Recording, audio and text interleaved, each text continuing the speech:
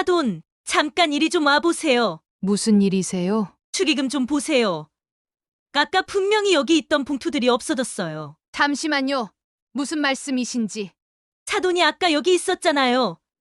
내가 화장실 갈 때 당신이 여기 있는 걸 봤다고. 잠깐만요. 무슨 말씀을 하시려는 건가요? 도둑이 따로 있나? 훔치면 그게 도둑이지. 당신이 축의금을 훔쳤다고. 내가 직접 봤어. 뭐라고요? 내가 축의금을 훔쳤다고요? 딸 결혼시키더니 사치병 생겼나? 이런 자리에서 손주 축의금까지 훔치는 꼴을 보게 될 줄이야. 당장 경찰을 부르세요.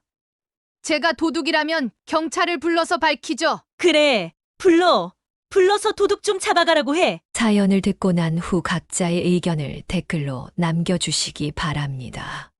사소한 댓글이라도 사연자분에게 큰 힘이 될 수 있습니다. 각색될 수 있고 사연자분의 입장에서 구성될 수 있습니다. 봄이 찾아온 어느 날, 손종녀 여사의 딸 현정이 상기된 표정으로 집에 들어왔습니다. 그녀의 눈빛에는 무언가 특별한 이야기가 담겨 있었습니다. 엄마, 나 결혼하고 싶은 사람이 생겼어. 손종녀 여사는 깜짝 놀라며 딸을 바라보았습니다. 글쎄, 누구길래 그러니? 괜찮은 사람이야. 현정은 수줍게 웃으며 대답했습니다. 응, 정말 좋은 사람이야. 다정하고 배려심도 깊고 딱 우리 아빠 같은 사람이야. 몇 년 전 남편을 갑작스러운 심장마비로 떠나보낸 손종녀 여사에게 그 말은 특별했습니다. 그녀는 남편 덕분에 충분한 사랑을 받으며 살았기에 딸도 그런 사람을 만나길 간절히 바랐습니다. 그래, 그 사람을 한번 만나보고 싶구나. 예비 사위를 처음 만난 날, 손종녀 여사는 의외로 마음이 놓였습니다. 김철민이란 이름의 그 청년은 또래보다 차분하고 점잖았으며 말투도 공손했습니다.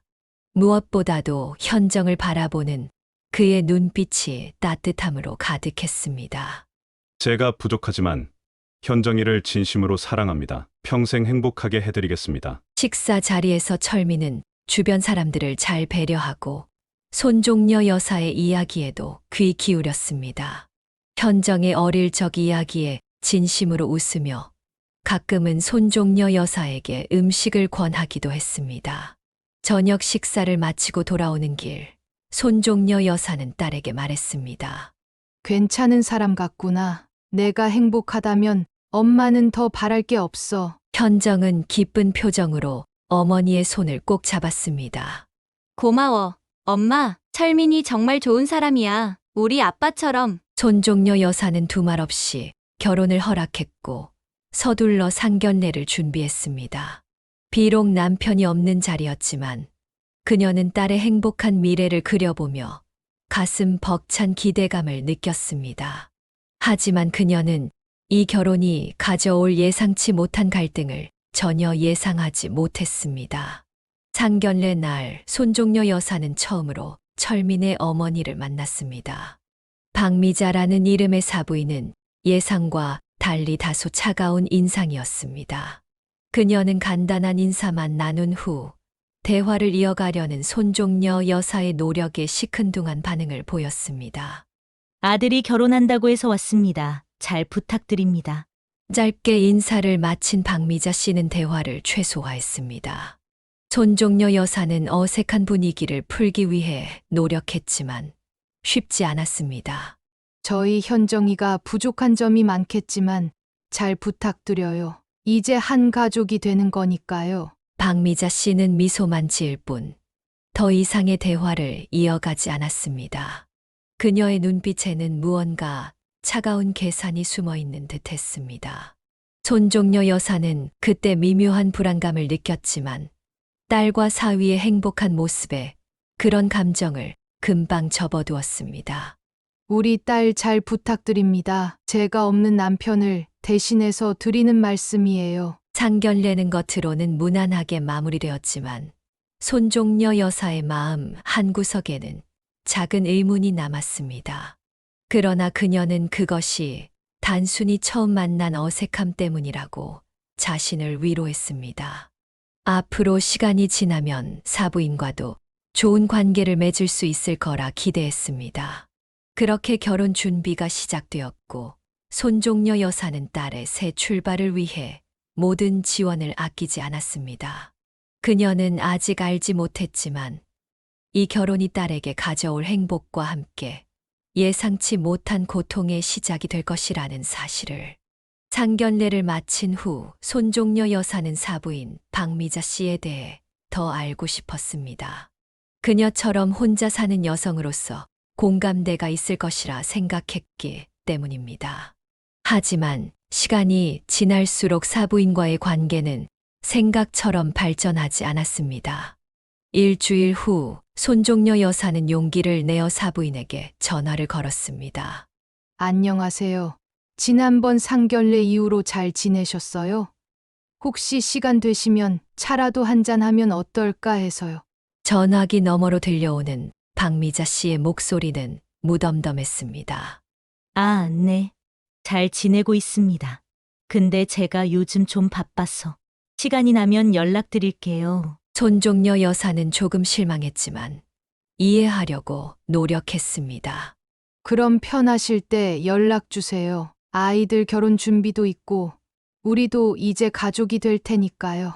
결혼 준비 모임에서도 박미자 씨는 항상 거리를 두었습니다. 주로 아들과만 대화하고 다른 사람들과는 꼭 필요한 말만 했습니다. 손종려 여사가 다가가려고 할 때마다 그녀는 미소만 지은 채 별다른 반응을 보이지 않았습니다. 어느 날 현정의 웨딩드레스를 고르는 자리에서 손종려 여사는 다시 한번 시도했습니다. 오늘 저녁 식사 같이 하면 어떨까요? 아이들 말고 우리 둘이요. 서로 얘기도 나누고 아이들 결혼 준비에 대해서도 의논하면 좋을 것 같아서요. 박미자 씨는 손목시계를 확인하며 대답했습니다. 오늘은 다른 약속이 있어서 죄송합니다. 다음에 기회가 되면 그때 해요. 그러나 그 다음 기회는 좀처럼 오지 않았습니다. 손종려 여사는 자신도 모르게 한숨을 쉬었습니다. 그녀는 사부인의 냉담한 태도가 단순히 성격 차이 때문이라고 생각하려 했지만 때로는 그녀의 눈빛에서 무언가 다른 감정을 느꼈습니다. 결혼식 2달 전 양가 가족이 모인 식사 자리에서 손종려 여사는 마지막으로 시도했습니다. 박미자 씨, 우리 아이들이 결혼하면 우리도 자주 만나야 할 텐데 혹시 내가 뭐 불편한 점이라도 있으신가요? 솔직히 말씀해 주시면 고치도록 노력할게요. 박미자 씨는 잠시 당황한 듯 했지만 곧 무표정한 얼굴로 돌아왔습니다. 아니에요. 그런 거 없습니다. 제가 원래 사람들과 가깝게 지내는 걸 어려워해서 그래요. 신경 쓰지 마세요. 그 말에 테이블 주변이 잠시 조용해졌습니다. 현정이 민망한 듯 웃으며 분위기를 바꾸려 했습니다. 엄마, 어머님 원래 성격이 그러시니까 너무 신경 쓰지 마세요. 시간이 지나면 자연스럽게 될 거예요. 손종려 여사는 억지로 미소를 지었습니다. 하지만 그녀의 마음 한구석에는 여전히 불편함이 자리 잡고 있었습니다. 그날 밤 집으로 돌아온 손종려 여사는 혼자 차를 마시며 생각에 잠겼습니다. 그녀는 평소 사람들과 잘 어울리는 성격이었기에 사부인의 태도가 더욱 이해하기 어려웠습니다. 문득 남편이 살아있다면 이런 상황에서 어떤 조언을 해줄지 궁금해졌습니다. 여보, 당신이라면 어떻게 했을까? 내가 너무 서두르는 걸까? 고요한 집안에 그녀의 목소리만 맴돌았습니다. 사진 속 남편은 여전히 따뜻한 미소를 지은 채 그녀를 바라보고 있었습니다. 결국 손종려 여사는 더 이상 사부인에게 다가가려는 시도를 하지 않기로 결심했습니다. 그녀도 자존심이 있는 사람이었고 계속해서 거절당하는 것은 마음 아픈 일이었습니다. 게다가 아이들의 결혼 준비로 바쁜 나날이 이어졌고 자신의 화장품 가게도 관리해야 했습니다. 괜찮아. 사부인과 친해지지 못해도 상관없어. 중요한 건 아이들이 행복하게 사는 거니까. 그녀는 마음을 추스르며 자신에게 위안을 건넸습니다. 그러나 마음 깊은 곳에서는 왜 사부인이 그토록 거리를 두는지, 앞으로 사돈으로서 어떤 관계를 맺게 될지 걱정이 되었습니다. 결국 손종려 여사는 사부인과의 관계에 더 이상 욕심내지 않기로 했습니다. 대신 딸과 사위가 행복하게 살기를 바라는 마음으로 결혼 준비에 더욱 정성을 쏟았습니다. 그녀는 사부인의 냉담함이 나중에 딸의 결혼 생활에 어떤 영향을 미칠지 예상하지 못했습니다. 딸아, 너만 행복하면 엄마는 그걸로 충분해. 내가 선택한 사람을 엄마도 믿을게. 손종려 여사는 현정의 손을 꼭 잡으며 미소 지었습니다. 비록 사부인과의 관계는 원하는 대로 되지 않았지만 적어도 그녀의 딸이 좋은 사람을 만난 것 같아 다행이라고 생각했습니다. 그때까지만 해도 그녀는 앞으로 닥칠 파도를 전혀 예상하지 못했습니다. 결혼식을 2달 앞두고 현정의 표정이 점점 어두워지기 시작했습니다. 손종려 여사는 처음에는 결혼 준비에 따르는 자연스러운 스트레스로 여겼습니다. 웨딩드레스 피팅, 청첩장 주문, 예식장 계약 등 할 일이 산더미처럼 쌓여 있었으니까요. 어느 주말 현정이 혼자 친정에 찾아왔을 때 손종려 여사는 딸의 눈이 붉어 있는 것을 발견했습니다. 현정아, 무슨 일 있니? 눈이 왜 그렇게 붉어? 현정은 대수롭지 않게 웃으며 대답했습니다. 아니, 그냥 요즘 결혼 준비하느라 좀 피곤해서 잠도 잘 못 자고. 손종려 여사는 딸을 안아주며 위로했습니다. 그래, 결혼 준비가 쉽지 않지. 엄마가 더 도와줄까? 아니야. 엄마 괜찮아. 다들 이렇게 힘들게 결혼하는 거겠지 뭐. 손종려 여사는 딸이 무언가 숨기고 있다는 느낌을 받았지만 더 캐묻지 않았습니다. 결혼을 앞둔 예비 신부의 불안감일 뿐이라고 자신을 설득했습니다. 결혼식 날 모든 것이 완벽했습니다. 현정은 아름다운 웨딩드레스를 입고 환하게 웃었고 철민도 예의 바른 모습으로 하객들을 맞이했습니다. 하지만 사부인 박미자 씨의 표정은 여전히 굳어 있었고 손종려 여사를 마주칠 때마다 형식적인 미소만 지을 뿐이었습니다. 결혼식이 끝나고 한 달쯤 지났을 때 손종려 여사는 딸 부부를 저녁 식사에 초대했습니다. 철민은 여전히 공손했고 장모인 손종려 여사에게 매우 깍듯했습니다. 하지만 현정과 철민 사이에는 미묘한 긴장감이 감돌았습니다. 식사를 마치고 철민이 화장실에 간 사이 손종려 여사는 딸에게 물었습니다. 현정아, 혹시 철민이랑 무슨 일 있어? 둘이 좀 어색해 보이는데. 현정은 잠시 망설이다 대답했습니다. 그냥 신혼이라 서로 적응하느라 조금 힘들어. 별거 아니야, 엄마. 신혼이면 오히려 더 달달하고 그래야 하는 거 아니니? 내 아빠랑 나는 결혼하고 1년 동안은 싸운 적도 없었는데. 현정은 쓴웃음을 지으며 말했습니다. 엄마. 그건 엄마랑 아빠 얘기고 요즘 세상은 달라. 철민이 돌아오자 대화는 그대로 끊겼고 손종려 여사는 더 이상 묻지 않았습니다. 그로부터 몇 주 후 손종려 여사는 딸에게 깜짝 방문을 하기로 했습니다.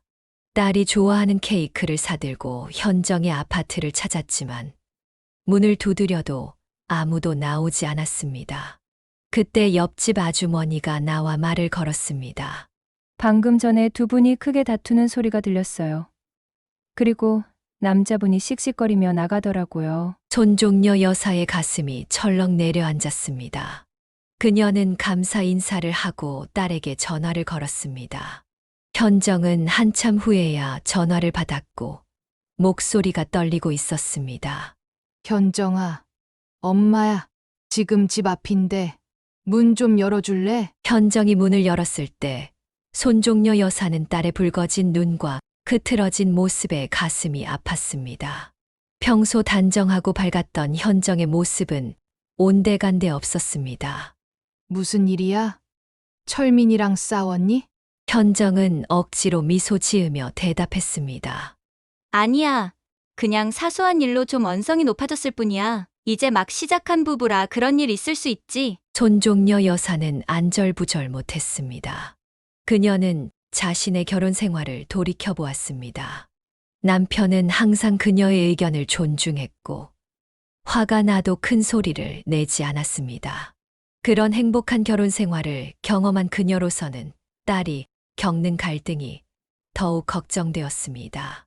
현정아, 혹시 철민이가 너한테 함부로 하니?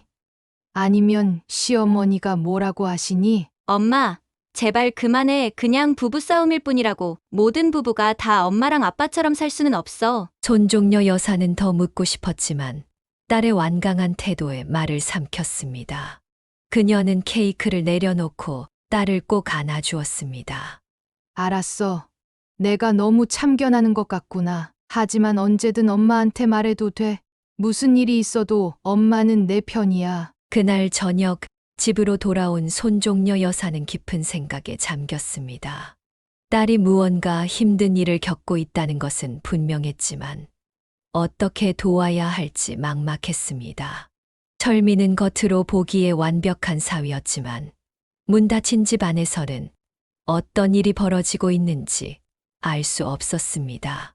참는다고 해결되는 일도 아닐 텐데. 손종려 여사는 혼잣말을 하며 한숨을 내쉬었습니다. 그녀는 딸의 행복을 위해서라면 무엇이든 할 준비가 되어 있었지만 현정이 도움을 청하지 않는 한 개입할 수는 없었습니다. 그저 시간이 지나면 나아지길 바랄 뿐이었습니다. 하지만 그녀의 바람과는 달리 시간이 흐를수록 현정과 철민의 관계는 더 복잡해지는 것 같았습니다. 그리고 그 복잡함의 중심에는 보이지 않는 제3자의 그림자가 드리워져 있었습니다. 시간이 흘러 손자 민준이의 첫 번째 생일이 다가왔습니다. 손종려 여사는 손자의 돌잔치를 위해 한 달 전부터 준비를 시작했습니다. 예쁜 한복을 맞추고 돌잡이 물건들도 정성껏 골랐습니다. 그녀는 이 기쁜 날, 딸 가족이 모두 행복한 모습으로 함께하길 바랐습니다. 돌잔치 전날 손종려 여사는 딸의 집에 들러 마지막 준비를 도우려 했습니다. 현관문을 열자마자 그녀는 딸의 붉은 눈과 초조한 모습을 발견했습니다. 현정아, 무슨 일이야? 아기가 아프니? 현정은 고개를 저었습니다. 아니, 민준이는 괜찮아. 손종려 여사는 거실을 둘러보았습니다. 철민의 모습은 보이지 않았습니다. 철민이는 회사에 아직 있니? 현정은 입술을 깨물며 창밖을 바라보았습니다. 모르겠어요. 어젯밤에 나가서 아직 안 들어왔어. 손종려 여사는 충격을 받았습니다. 내일이 아들의 첫 홀인데 아버지가 집에 없다니. 그녀는 평정심을 유지하려고 노력했습니다. 무슨 말이야? 싸운 거야? 아니요. 그냥 눈물이 현정의 뺨을 타고 흘러내렸습니다. 손종려 여사는 딸을 소파에 앉히고 옆에 같이 앉았습니다. 제발 솔직하게 말해봐. 엄마가 걱정돼서 그래. 현정은 한참을 망설이다가 마침내 입을 열었습니다. 철민이가 요즘 자주 밤에 안 들어와요. 일이 많다고 하는데 전화해도 잘 안 받고. 손종려 여사의 가슴이 철렁 내려앉았습니다. 그녀가 가장 두려워했던 상황이 벌어진 것 같았습니다. 얼마나 자주 그러는데? 한 달에 3번 정도요. 처음엔 정말 회의 때문인 줄 알았는데 점점 횟수가 늘어나서. 손종려 여사는 머릿속이 복잡했습니다. 그녀가 알던 철민은 책임감 있고 가정적인 사람이었습니다. 어떻게 이런 일이 벌어질 수 있는지 이해할 수 없었습니다. 혹시 다른 여자? 모르겠어요. 물어봐도 그냥 일 때문이라고만 하고 더 캐물으면 짜증을 내요. 예전에 철민이가 아니에요, 엄마. 손종려 여사는 심호흡을 했습니다. 딸의 결혼 생활에 문제가 생겼다는 사실이 너무 마음 아팠지만 그녀는 이성적으로 생각하려 했습니다. 내일 돌잔치인데 철민이 어디 있는지는 알아? 아마 회사일 거예요. 오늘은 들어온다고 문자는 보냈어요. 그 말을 듣자마자 손종려 여사는 결심했습니다. 그녀는 평소에 자식 부부의 일에 간섭하지 않으려고 했지만 이번만큼은 가만히 있을 수 없었습니다. 현정아, 너는 민준이 씻기고 재워. 엄마가 할 얘기가 있어. 엄마, 설마 철민이한테 전화하려고? 제발 그러지 마세요. 더 심해질 거예요. 걱정 마. 엄마가 조심스럽게 얘기할게. 그냥 이대로 둘 수는 없잖니. 현정의 만류에도 불구하고 손종려 여사는 철민에게 전화를 걸었습니다. 세 번째 벨소리 후에 철민이 전화를 받았습니다. 네.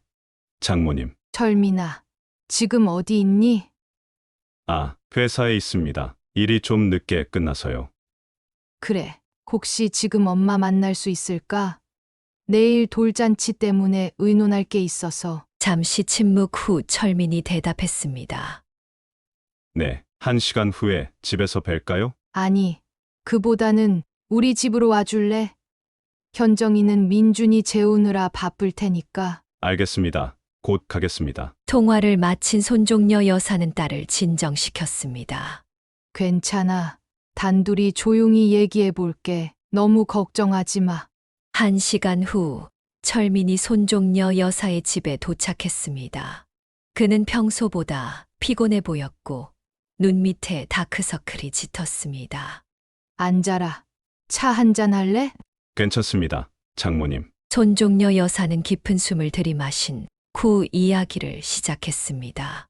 철민아, 내가 웬만하면 너희 부부 일에 끼어들지 않으려고 했는데 현정이가 요즘 많이 힘들어 보여서 혹시 무슨 일 있니? 철민은 고개를 숙이며 말을 아꼈습니다. 특별한 일은 없습니다. 일이 좀 바빠서 그런 것 같습니다. 그래. 그런데 요즘 밤에 집에 안 들어가는 일이 자주 있다면서? 내일이 민준이 돌인데. 철민의 얼굴이 굳어졌습니다. 그는 손종려 여사의 눈을 피했습니다. 죄송합니다. 제가 잘못했습니다. 철민아, 내가 뭐라고 비난하려는 게 아니야. 단지 우리 현정이가 많이 힘들어하는 것 같아서 부부는 어떤 일이 있어도 대화로 풀어야 해. 밤에 집에 안 들어가는 건 아무리 화가 나도 하면 안 되는 일이야. 철민은 깊은 한숨을 내쉬었습니다. 네. 알고 있습니다. 정말 죄송합니다. 더 이상 그러지 않겠습니다. 손종려 여사는 철민의 진심 어린 사과의 마음이 조금 놓였습니다. 그녀는 사위의 어깨를 부드럽게 토닥였습니다. 나는 너희 두 사람이 행복하게 사는 것만 바란다. 내 딸도 소중하지만 너도 내게는 아들이나 다름없어. 무슨 어려움이 있으면 엄마한테도 말해. 철민의 눈에 잠시 뭔가가 스쳐 지나가는 듯 했지만 그는 곧 무표정한 얼굴로 돌아왔습니다. 감사합니다. 장모님, 앞으로 더 잘하겠습니다. 그날 밤 철민은 현정의 집으로 돌아갔고 손종려 여사는 안도의 한숨을 내쉬었습니다. 그녀는 자신의 개입이 상황을 개선시킬 거라 믿었습니다. 하지만 그녀는 이 문제의 본질이 단순한 부부싸움이 아니라는 것을 알지 못했습니다. 그리고 돌잔치 날 예상치 못한 폭풍이 그녀를 기다리고 있었습니다. 드디어 민준이의 돌잔치 날이 밝았습니다. 손종려 여사는 아침 일찍부터 분주히 움직였습니다. 특별히 주문한 떡과 음식들을 확인하고 돌잡이 물건들도 마지막으로 점검했습니다. 그녀는 어젯밤 철민과의 대화 후에 조금은 마음이 놓였지만 여전히 불안감이 가시지 않았습니다. 호텔 연회장에 도착한 손종려 여사는 현정이 민준이를 안고 하객들을 맞이하는 모습을 보며 미소 지었습니다. 철민도 옆에서 정중하게 인사를 건네고 있었습니다. 겉으로 보기엔 평화로운 가정의 모습이었습니다. 현정아, 오늘 정말 예쁘구나. 민준이도 한복이 잘 어울리네. 고마워요. 엄마, 어젯밤에 그것도 고마워요. 현정은 작은 목소리로 속삭이며 어머니에게 감사 인사를 전했습니다. 손종려 여사는 딸을 꼭 안아주었습니다. 식이 시작되고 하객들이 하나둘씩 자리를 채웠습니다. 사부인 박미자 씨도 화려한 한복을 입고 등장했습니다. 그녀는 여전히 손종려 여사에게는 형식적인 인사만 건넬 뿐 대부분의 시간을 다른 하객들과 대화하며 보냈습니다. 돌잡이 의식이 끝나고 하객들이 식사를 하는 동안 손종려 여사는 축의금 접수대 근처에서 하객들을 맞이하고 있었습니다. 그때 그녀는 철민이 어머니와 작은 목소리로 다투는 소리를 들었습니다. 어머님, 제발 오늘만큼은 조용히 지내주세요. 아들 돌잔치인데. 내가 뭘 어쨌다고 그래? 사돈이 어제 너한테 뭐라 했다며? 내가 다 들었어. 이제 장모 말은 잘 듣겠니? 손종려 여사는 대화 내용에 놀랐지만 그녀는 사부인과 갈등을 만들고 싶지 않았습니다. 그래서 다른 하객들에게 인사하며 자리를 옮겼습니다. 잠시 후 손종려 여사는 화장실에 다녀오기 위해 자리를 비웠습니다. 돌아오는 길에 그녀는 축의금함 근처에서 사부인이 무언가를 만지작거리는 모습을 우연히 보았지만 특별히 의심하지 않았습니다. 그런데 행사가 거의 마무리될 무렵 갑자기 사부인이 큰 소리로 손종려 여사를 부르는 소리가 들렸습니다. 사돈, 잠깐 이리 좀 와보세요. 사부인의 표정은 분노로 일그러져 있었습니다.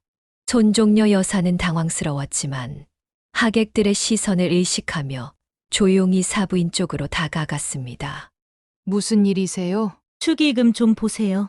아까 분명히 여기 있던 봉투들이 없어졌어요. 사부인의 목소리는 점점 커졌고 주변 하객들이 그들을 쳐다보기 시작했습니다. 잠시만요.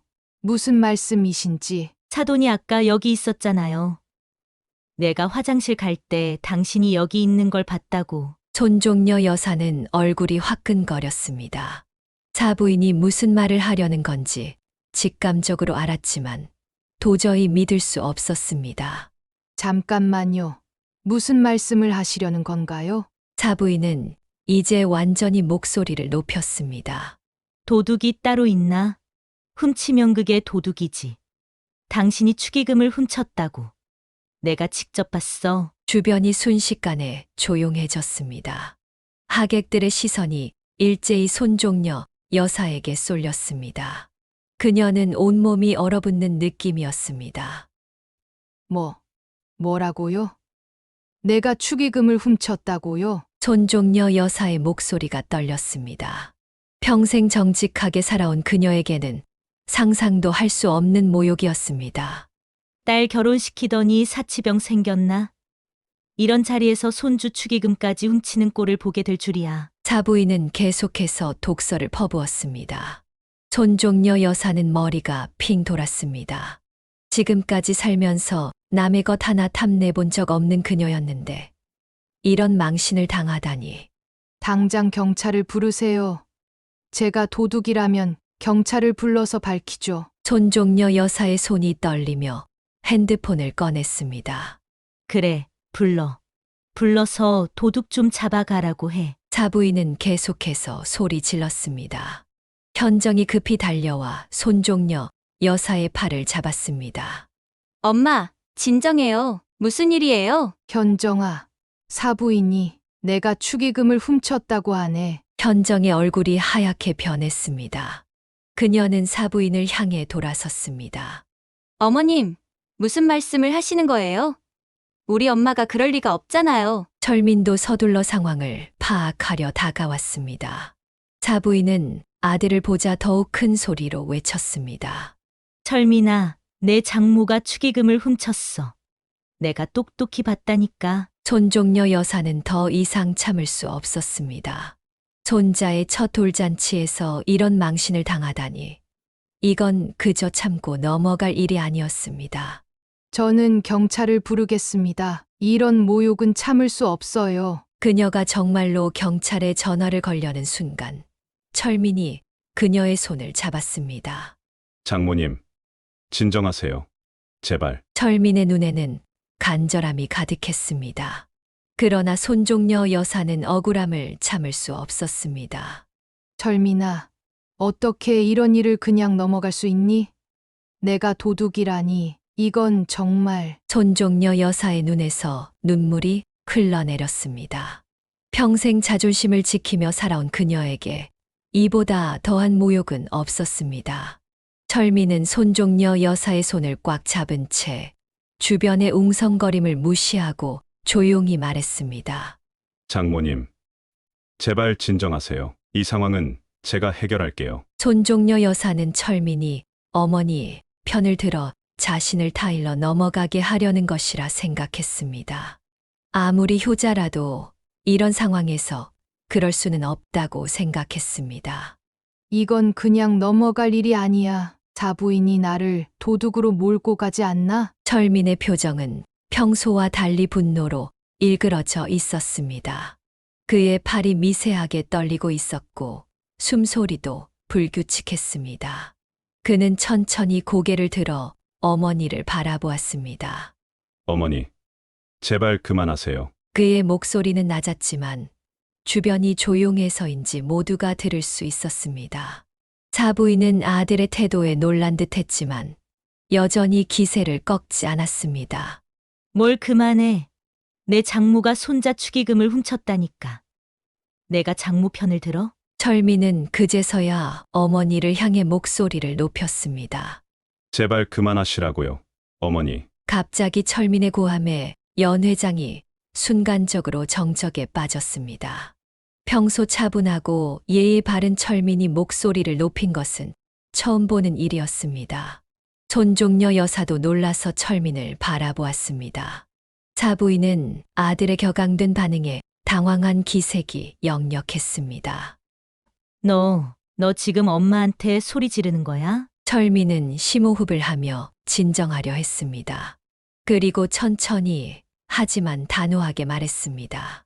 저 이미 다 알고 있어요. 어머니, 축의금함 앞에는 CCTV가 설치되어 있었습니다. 사부인의 얼굴에서 혈색이 빠져나갔습니다. CCTV. 무슨 소리야? 네, CCTV요. 호텔 측에서 행사장 보안을 위해 설치한 겁니다. 현정이가 축의금이 없어졌다고 해서 제가 직접 영상을 확인했어요. 현정이 살짝 고개를 끄덕였습니다. 하객들은 숨을 죽이고 상황을 지켜보고 있었습니다. 철민은 주머니에서 작은 USB를 꺼냈습니다. 방금 전에 호텔 보안팀에서 영상을 받았습니다. 여기 축의금을 가져간 사람이 누구인지 나와 있어요. 사부인의 얼굴이 창백해졌습니다. 그녀의 눈동자가 불안하게 움직였습니다. 무슨 말도 안 되는 소리를. 그런 걸 왜 챙겨? 우리끼리 해결하면 될 일이지. 철민은 단호하게 고개를 저었습니다. 아니에요. 어머니, 장모님이 억울하게 누명을 쓰셨어요. 이건 꼭 밝혀야 합니다. 손종려 여사는 혼란스러웠습니다. 철민이 자신을 위해 어머니에게 맞서고 있다는 사실이 놀라웠습니다. 행사장 담당자가 노트북을 가져왔고 철민은 USB를 연결했습니다. 주요 하객들이 모두 화면 주변으로 모였습니다. 영상이 재생되기 시작했습니다. 시간은 약 1시간 전으로 축의금함 주변의 모습이 선명하게 보였습니다. 그리고 놀랍게도 사부인이 주변을 둘러본 후 축의금함에서 몇 개의 봉투를 꺼내 자신의 가방에 넣는 장면이 선명하게 보였습니다. 하객들 사이에서 작은 탄식이 흘러나왔습니다. 손종려 여사는 충격의 말을 잇지 못했습니다. 이건 철민은 영상을 정지시키고 사부인을 바라보았습니다. 어머니, 영상에 찍힌 건 장모님이 아니라 어머니신 것 같은데요? 지금 입고 계신 옷과 완전히 같아요. 사부인의 얼굴이 붉게 변했습니다. 그녀는 변명하려 했지만 증거 앞에서 더 이상 부정할 수 없었습니다. 그건 내가 축의금을 안전하게 보관하려고 누가 가져갈까 봐 걱정됐어. 손종려 여사는 분노로 몸을 떨었습니다. 방금 전까지는 제가 훔쳤다고 난리를 치더니 이제 와서 보관하려고 했다고요? 어떻게 그런 말이 나와요? 사부인은 당황한 기색이 역력했습니다.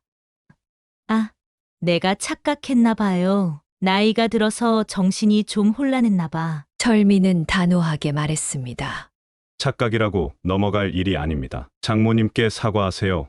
어머니, 내가 왜 사과를? 아니, 그냥 내가 실수한 거지. 실수로 끝날 일이 아니에요.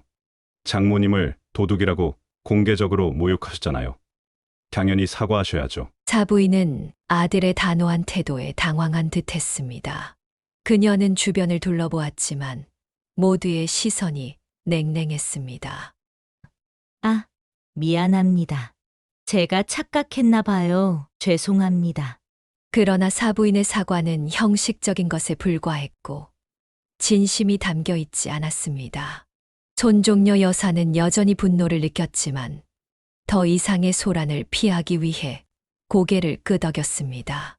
됐습니다. 오늘은 민준이 돌 날이니 이 자리에서는 이만 끝내죠. 손종려 여사의 차분한 대응에도 불구하고 돌잔치의 분위기는 이미 엉망이 되었습니다. 하객들은 서둘러 자리를 뜨기 시작했고 철민과 현정은 사람들에게 사과하며 배웅했습니다. 사부인은 창피함과 분노가 뒤섞인 표정으로 한쪽에 서 있었습니다. 그녀는 돌잔치가 끝나갈 무렵 아무 말 없이 행사장을 떠났습니다. 그날 밤 손종려 여사는 집으로 돌아와 오랜만에 눈물을 쏟았습니다. 평생 자존심을 지키며 살아온 그녀에게 이날의 모욕은 잊을 수 없는 상처였습니다. 그러나 한편으로는 어머니에게 맞서 자신을 변호한 사위의 모습에 마음이 복잡했습니다. 어쩌면 내가 철민이를 잘못 봤나. 손종려 여사는 혼잣말로 중얼거렸습니다. 사위가 보인 단호함과 용기는 그동안 그녀가 알고 있던 순하고 예의 바른 이미지와는 달랐습니다. 효자로만 알았던 사위가 어머니와 맞서서 정의를 선택했다는 사실이 놀라웠습니다. 다음 날 아침 현정이 찾아왔습니다. 그녀의 눈은 붓고 충혈되어 있었습니다. 엄마, 어제 정말 죄송해요. 그런 망신을 당하게 해서. 손종려 여사는 딸을 따뜻하게 안아주었습니다. 아니다. 엄마는 괜찮아.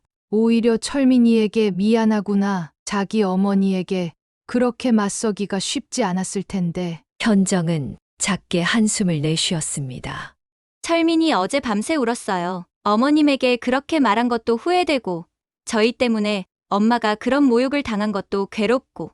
손종려 여사는 철민의 마음을 생각하니 안타까웠습니다.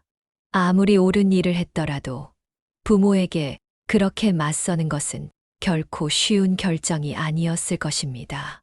철민이한테 전해줘. 엄마는 그 아이가 엄마를 위해 그런 용기를 내준 것이 너무 고맙다고. 효자라는 건 무조건 부모 말에 순종하는 게 아니라 부모가 잘못된 길로 갈 때 바로잡을 수 있는 용기를 갖는 것일 수도 있으니까. 현정은 어머니의 깊은 이해에 감사하며 고개를 끄덕였습니다. 그러나 손종려 여사는 이것이 단순한 해프닝으로 끝날 일이 아니라는 것을 직감했습니다. 사부인의 행동과 철민의 반응 사이에는 더 깊은 이야기가 숨어 있을 것이 분명했습니다. 현정아, 혹시 시어머니와 다른 문제도 있었니? 정말 괜찮은 거야? 현정은 입술을 깨물며 망설였습니다. 지금은 얘기하고 싶지 않아요, 엄마. 나중에 말씀드릴게요. 손종려 여사는 더 묻지 않았지만 가슴 한편에 무거운 돌덩이가 놓인 듯한 느낌을 지울 수 없었습니다. 그녀는 이 사건이 빙산의 일각일 뿐이라는 예감이 들었습니다. 돌잔치 이후 며칠 동안 손종려 여사는 딸 부부에게 연락하지 않았습니다. 그녀는 그들에게 시간과 공간을 주고 싶었고 스스로도 마음을 추스르고 싶었습니다. 그러나 그녀의 마음은 여전히 복잡했습니다. 사부인의 모욕적인 행동도 충격이었지만 철민이 보여준 예상치 못한 반응 역시 그녀에게 많은 생각을 하게 했습니다. 일주일 후 현정으로부터 전화가 왔습니다. 그녀의 목소리는 평소와 달리 떨리고 있었습니다. 엄마, 오늘 저희 집에 와주실 수 있어요? 중요한 얘기가 있어요. 손종려 여사는 즉시 알아차렸습니다. 뭔가 심각한 일이 일어났다는 것을. 물론이지. 지금 갈게. 현정의 아파트에 도착했을 때 손종려 여사는 철민과 현정이 거실에 앉아 있는 것을 보았습니다. 두 사람 다 수척해 보였고, 특히 철민은 안색이 좋지 않았습니다. 무슨 일이니? 둘 다 얼굴이 안 좋아 보이네. 현정이 먼저 입을 열었습니다. 엄마, 우리가 말씀드릴 게 있어요. 사실 시어머니와 관련된 문제가 이번이 처음이 아니에요. 손종려 여사는 조용히 앉아 딸의 말을 경청했습니다. 현정은 천천히 하지만 결연한 목소리로 이야기를 시작했습니다.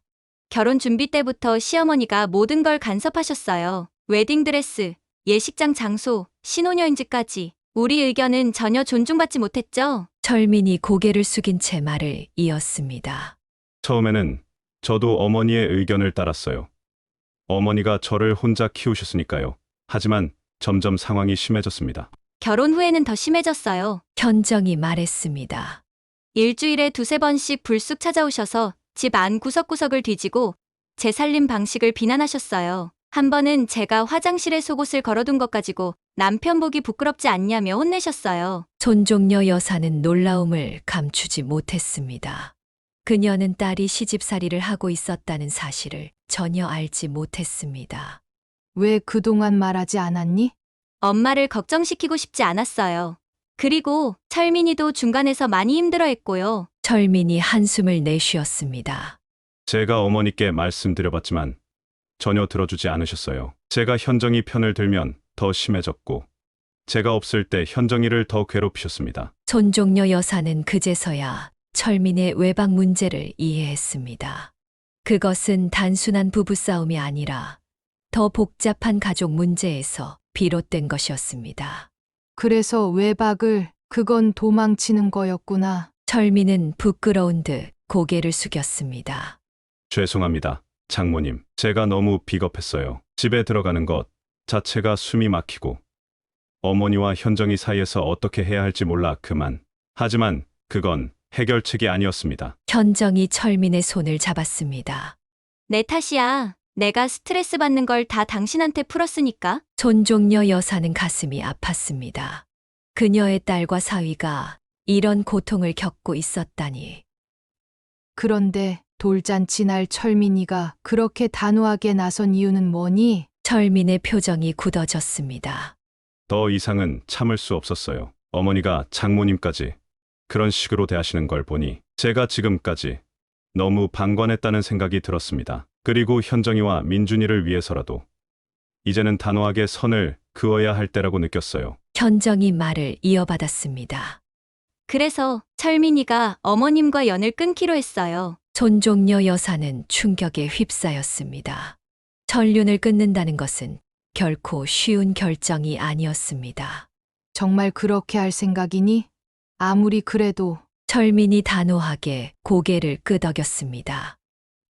네, 지난 3년 동안 저희가 얼마나 힘들었는지 모릅니다. 어머니 때문에 우리 부부는 매일 싸웠고 저는 스트레스로 위장병까지 생겼어요. 이제 더는 못 참겠습니다. 그의 목소리가 떨렸습니다.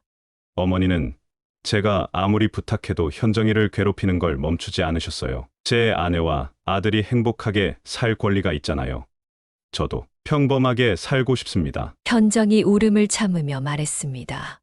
엄마, 제가 정말 참았어요. 좋은 며느리가 되려고 노력했고 시어머니의 마음을 얻으려고 했는데 아무 소용이 없었어요. 오히려 점점 더 심해졌어요. 손종려 여사는 깊은 생각에 잠겼습니다.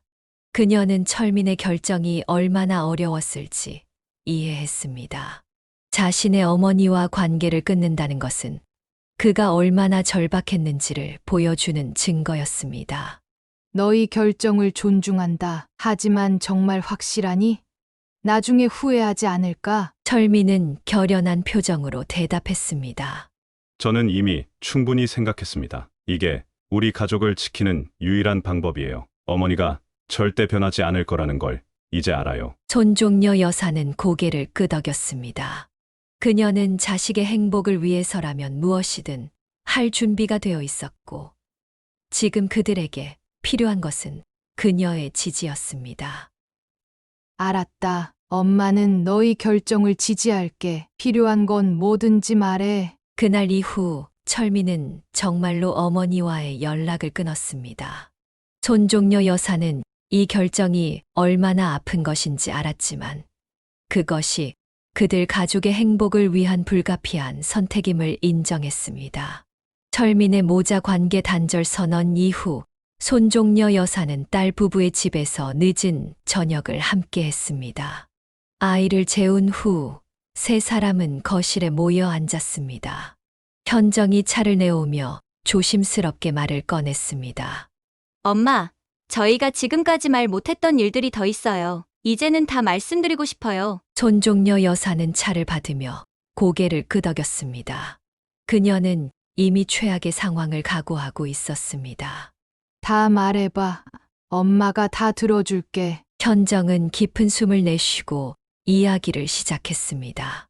사실 시어머니 문제는 결혼식 준비 때부터 심각했어요. 처음에는 웨딩드레스 선택부터 시작됐죠. 제가 마음에 드는 드레스가 있었는데 시어머니가 너무 촌스럽다면서 무조건 본인이 고른 드레스를 입으라고 하셨어요. 철민이 고개를 숙이며 덧붙였습니다.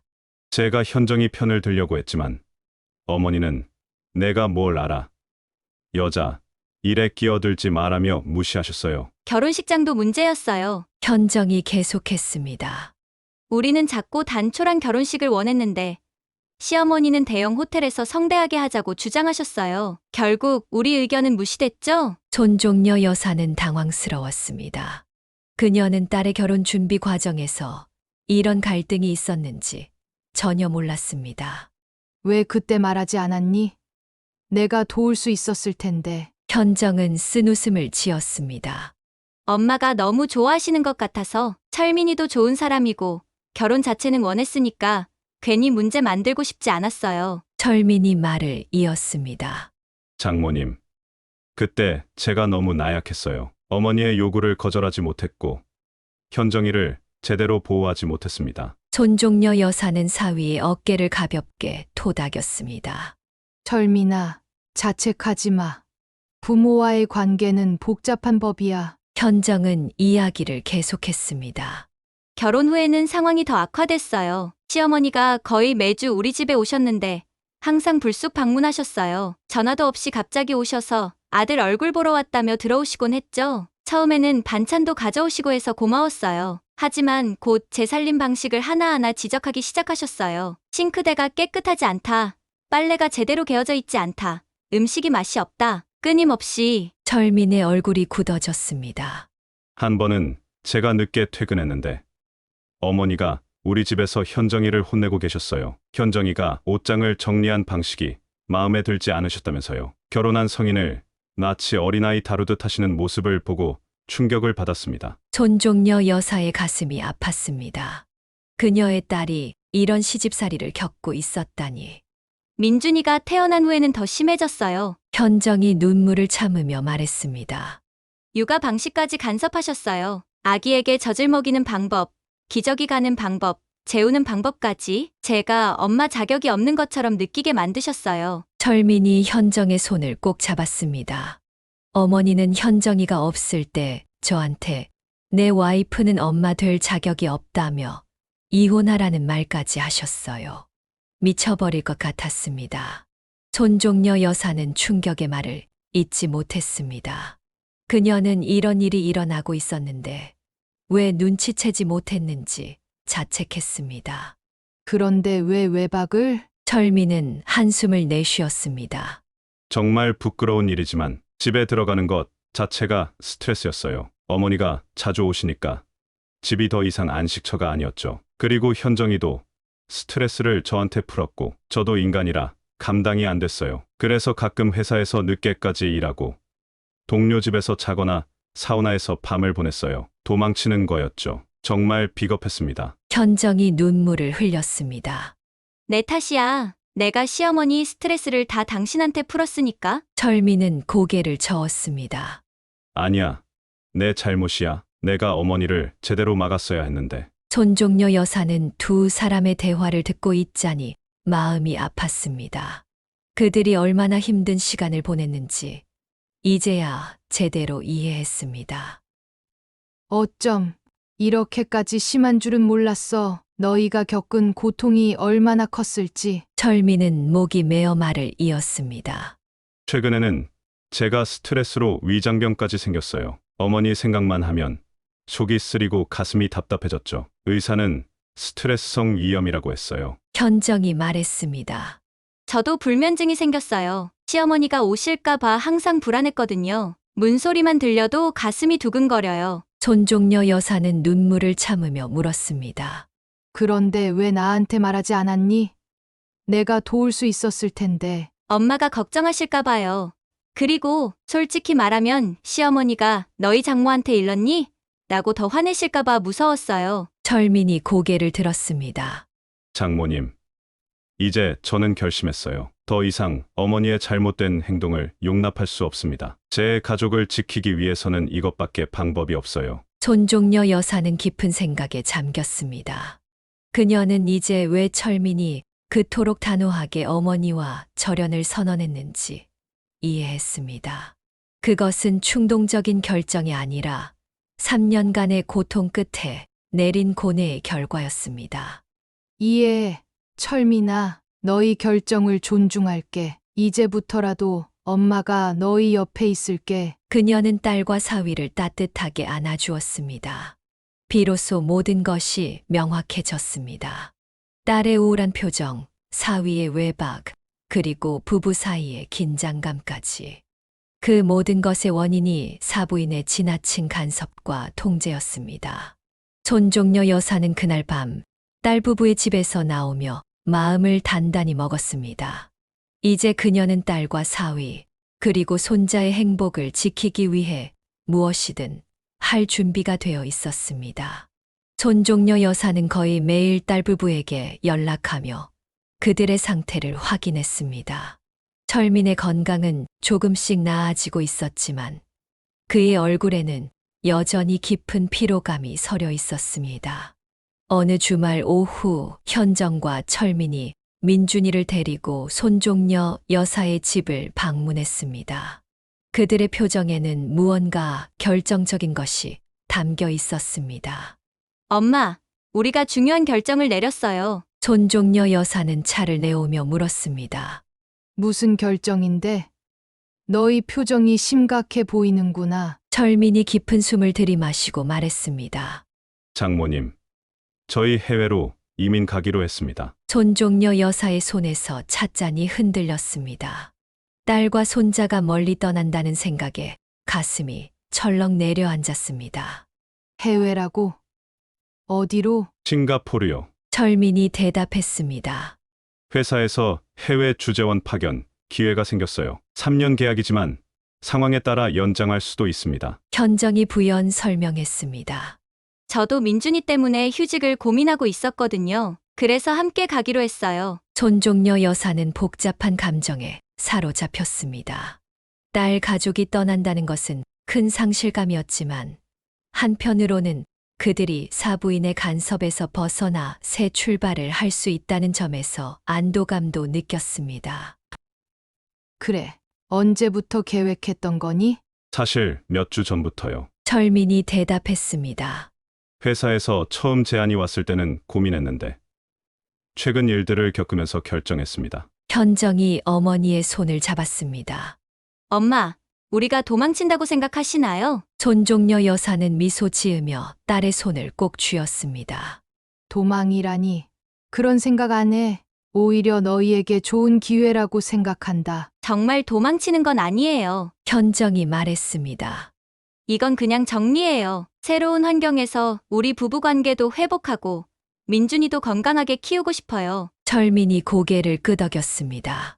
무엇보다 장거리로 어머니와 거리를 두는 게 지금으로서는 최선인 것 같아요. 가까이 있으면 계속 찾아오실 테고 그럴 때마다 저희는 상처를 받을 수밖에 없으니까요. 손종려 여사는 철민의 입장을 이해했습니다. 어머니와 연을 끊겠다고 선언했지만 같은 도시에 살면서 완전히 단절하기는 어려울 것입니다. 때로는 물리적 거리가 정신적 건강을 위해 필요한 법이었습니다. 철민아, 어머니와 이렇게 멀어지는 게 너한테도 쉽지 않을 텐데. 철민의 눈에 슬픔이 어렸습니다. 물론 쉽지 않습니다. 어떻게 해서든 관계를 회복하고 싶었지만 이제는 그게 불가능하다는 걸 알아요. 어머니는 절대 변하지 않을 겁니다. 현정이 말을 이었습니다. 사실 철민이 입장에서는 정말 힘든 결정이에요. 자기 어머니와 완전히 단절한다는 게 얼마나 아픈 일인지, 그래서 저도 남편을 위해서 우리가 떠나는 게 맞다고 생각해요. 멀리 있으면 조금이라도 마음의 짐을 덜 수 있을 테니까요. 손종려 여사는 사위의 어깨를 토닥였습니다. 철민아, 너 정말 용기 있는 아들이야. 자신의 가정을 지키기 위해 이런 어려운 결정을 내리다니. 나는 너를 자랑스럽게 생각한다. 감사합니다. 장모님. 장모님의 지지가 저희에게 큰 힘이 됩니다. 손종려 여사는 딸을 바라보았습니다. 언제 떠나는 거니? 한 달 후요. 회사에서 빨리 발령을 내야 한다고 해서. 손종려 여사의 마음이 무거워졌습니다. 한 달 후면 딸과 손자를 매일 볼 수 없게 된다는 사실이 슬펐습니다. 엄마, 괜찮아요? 현정이 걱정스러운 눈빛으로 물었습니다. 손종려 여사는 강한 척하며 미소 지었습니다. 물론 괜찮지. 너희가 행복하다면 그걸로 충분해. 그리고 나도 자주 싱가포르 놀러 갈 수 있잖아. 당연하죠. 장모님. 저희 집에서 오래 머무르셔도 됩니다. 민준이도 할머니를 자주 봐야 하니까요. 손종려 여사는 눈물을 참으며 웃었습니다. 그래. 좋은 생각이야. 나도 여행 좀 다니면서 살아야지. 현정이 걱정스럽게 물었습니다. 엄마, 저희가 떠나면 엄마 혼자 외롭지 않을까 걱정돼요. 걱정 마. 나는 혼자서도 잘 지내는 거 너도 알잖아. 내 가게도 있고 친구들도 있으니까. 그리고 무엇보다 너희가 행복하게 사는 모습을 볼 수 있다면 그걸로 충분해. 그날 밤 손종려 여사는 딸 가족을 배웅한 후 혼자 남겨진 거실에서 오랫동안 생각에 잠겼습니다. 딸과 손자가 멀리 떠난다는 사실은 분명 슬펐지만 그것이 그들에게 최선의 선택임을 알았습니다. 그녀는 마음속으로 결심했습니다. 딸 가족이 떠나기 전까지 할 수 있는 모든 도움을 주고 그들의 새로운 출발을 적극 지원하기로. 그리고 무엇보다 사부인이 그들의 계획을 방해하지 못하도록 지켜주기로. 손종려 여사는 창밖의 밤하늘을 바라보며 작게 속삭였습니다. 여보, 우리 딸이 당신처럼 용기 있는 사람과 결혼했네요. 지켜봐 주세요. 출국일이 일주일 앞으로 다가왔습니다. 손종려 여사는 딸 가족의 이사 준비를 돕느라 바쁜 나날을 보내고 있었습니다. 현정의 집에 있던 물건들을 정리하고 필요한 것들은 보관하고 나머지는 기부하는 작업을 함께 했습니다. 그녀는 딸과 함께하는 마지막 시간들을 소중히 여겼습니다.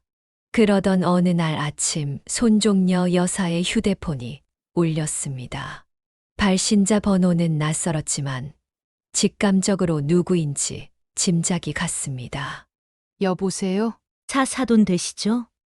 박미자입니다. 사부인의 목소리였습니다. 손종려 여사는 잠시 통화를 망설였지만 냉정을 유지하며 응답했습니다. 네, 맞습니다. 무슨 일이신가요? 혹시 철민이 연락처 알려주실 수 있을까요? 요즘 전화를 안 받아서요. 손종려 여사는 잠시 침묵했습니다. 철민이 어머니와 연을 끊기로 한 결정을 존중해야 했습니다.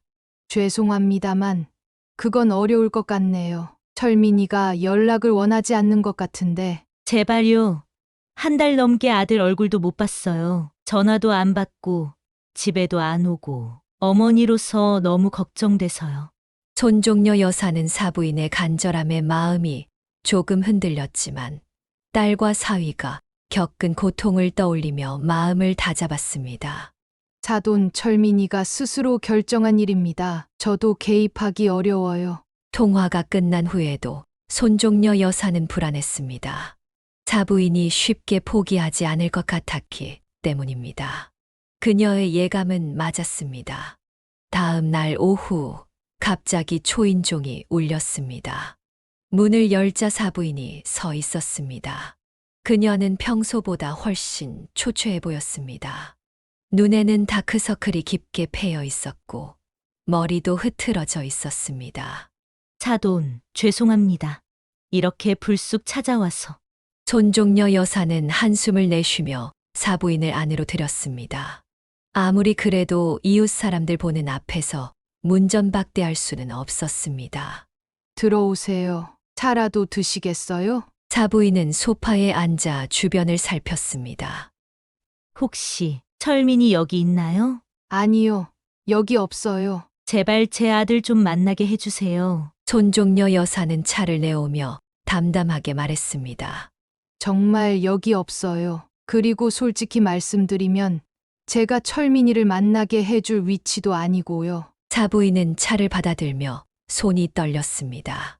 사돈, 제발 도와주세요. 이러다 정말 내 아들을 영영 못 보게 될까봐 겁나요. 손종려 여사는 사부인을 가만히 바라보았습니다.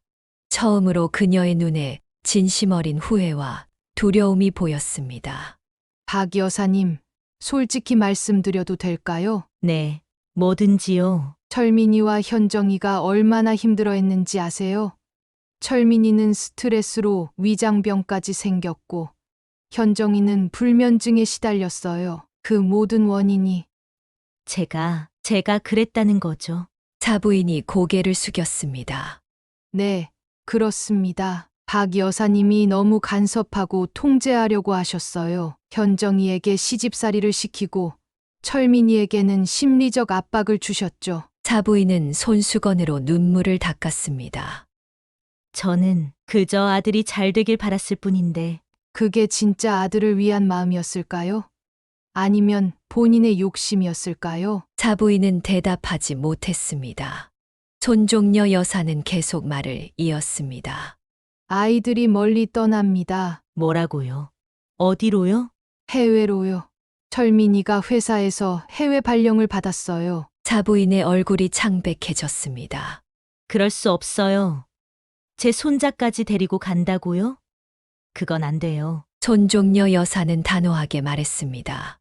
이미 결정된 일입니다. 그리고 솔직히 말하면 그들이 떠나는 이유 중 하나가 바로 박 여사님과 거리를 두기 위해서예요. 사부인은 충격에 빠진 듯 했습니다. 제발 말려주세요. 사돈, 당신도 딸과 손자가 멀리 가면 보고 싶지 않을까요? 물론 보고 싶죠. 하지만 그들의 행복이 더 중요합니다. 지금 그들에게는 새로운 시작이 필요해요. 사부인은 갑자기 무릎을 꿇었습니다. 제발요. 사돈, 내가 잘못했어요. 이제라도 아들에게 사과할게요. 제발 떠나지 못하게 해주세요. 손종려 여사는 당황했지만 흔들리지 않았습니다. 일어나세요. 박 여사님, 그렇게까지 하실 필요 없어요. 하지만 제 결정은 바뀌지 않습니다. 아이들의 선택을 존중해야 해요. 사부인은 서서히 일어나며 분노가 섞인 눈빛으로 손종려 여사를 바라보았습니다. 당신이 이럴 거였어요? 이렇게 잔인하게 어머니와 아들을 갈라놓을 거였냐고요? 잔인한 건 제가 아니라 박 여사님이에요. 아들과 며느리를 3년 동안 괴롭히신 분은 바로 당신입니다. 사부인은 갑자기 목소리를 높였습니다. 뭐라고? 내 아들을 키우는데 당신이 뭘 안다고? 내가 얼마나 희생했는데. 손종려 여사는 평정심을 유지하며 대답했습니다. 그 희생을 아들에게 빚으로 돌려받으려 하셨죠. 자식은 부모의 소유물이 아닙니다. 그들에게는 자신의 삶을 살 권리가 있어요. 사부인은 더 이상 할 말을 찾지 못했습니다. 그녀는 자신의 가방을 챙기며 일어섰습니다. 알았어요. 그럼 적어도 언제 떠나는지는 알려주세요. 손종려 여사는 고개를 저었습니다. 그것도 말씀드릴 수 없어요. 죄송합니다. 사부인은 문 앞에서 마지막으로 돌아보았습니다. 당신도 언젠가는 후회할 거예요. 딸이 멀리 있으면 얼마나 가슴 아픈지 알게 될 테니까. 그럴지도 모르죠. 하지만 제 딸이 행복하다면 그 아픔은 기꺼이 감수하겠습니다. 사부인이 떠난 후 손종려 여사는 즉시 현정에게 전화를 걸었습니다. 사부인의 방문 소식을 알리고 출국 전까지 더욱 조심하라고 당부했습니다. 일주일 후 손종려 여사는 공항에서 딸 가족을 배웅했습니다. 그녀는 자신도 모르게 눈물을 흘리며 손자를 꼭 안아주었습니다. 민준아, 할머니가 곧 보러 갈게. 그때까지 건강하게 자라야 해. 현정과 철민에게도 따뜻한 포옹을 건넸습니다. 잘 지내고 자주 연락해. 너희 행복이 엄마의 행복이니까. 비행기가 이륙한 후 손종려 여사는 공항 창가에 서서 하늘을 오랫동안 바라보았습니다. 아쉬움과 그리움이 밀려왔지만 그녀는 미소 지었습니다. 이것이 딸 가족에게 최선의 선택임을 알았기 때문입니다. 6개월 후 손종려 여사는 싱가포르를 방문했습니다. 그녀가 본 딸 가족의 모습은 한국에 있을 때와는 완전히 달랐습니다. 철민의 얼굴에는 활기가 돌았고 현정은 오랜만에 밝은 웃음을 찾았습니다. 민준이도 쑥쑥 자라 할머니를 반갑게 맞이했습니다. 엄마, 우리 정말 행복해요. 이렇게 평화롭게 살 수 있다니 믿기지 않아요. 손종려 여사는 그들의 행복한 모습에 가슴이 뭉클했습니다. 그리고 그때 문득 사부인의 소식이 궁금해졌습니다. 나중에 알게 된 바로는 사부인은 아들을 보고 싶은 마음에 화병이 나서 정신과 상담을 받고 있다고 했습니다. 손종려 여사는 그녀를 미워할 수 없었습니다. 단지 자신의 방식으로 아들을 사랑했던 어머니였을 뿐이니까요. 다만 그 사랑의 방식이 잘못되었을 뿐. 사부인도 언젠가는 깨닫게 될 거야. 진정한 사랑은 소유가 아니라 자유를 주는 것이라는 걸. 손종려 여사는 싱가포르의 저녁 노을을 바라보며 조용히 중얼거렸습니다. 사연을 듣고 댓글을 남겨주시기 바랍니다. 사소한 의견일지라도 사연자분에게는 큰 힘이 됩니다. 노골적인 악성 댓글은 사연자분에게 상처가 될 수 있으니 삼가주시기 바랍니다.